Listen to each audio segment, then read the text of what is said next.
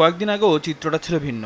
Gas নিতে CNG পাম্পে ঘন্টার পর ঘন্টা অপেক্ষা, দীর্ঘ লাইনে দাঁড়িয়ে থাকতে হয়েছে সিএনজি ও প্রাইভেট কার চালকদের।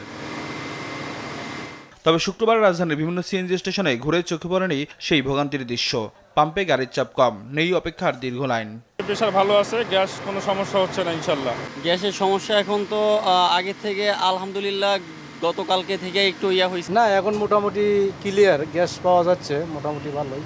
চালকদের দাবি, কয়েকদিনের সরকারি ছুটিতে রাজধানীর সড়কে যানবাহনের সংখ্যা তুলনামূলক কম, ফলে গ্যাসের চাহিদাও কমেছে। 8 দিনের বন্ধ, এই জন্য এখন একটু মোটামুটি ফ্রি আছে। দুই তিন দিন ধরে দেখতেছি কোনো ঝামেলা নাই, ছুটি যে কয়দিন আর কি। গত 2-3 দিন যাবত মোটামুটি ভালোই প্রেশার পাচ্ছি, ওরকম সিরিয়ালও পাচ্ছি না। পাম্প কর্তৃপক্ষ বলছে, বৃহস্পতিবার থেকে গ্যাসের চাপ কিছুটা স্বাভাবিক হয়েছে, ফলে শুক্রবার চাহিদা অনুযায়ী গ্যাস সরবরাহ করা সম্ভব হচ্ছে।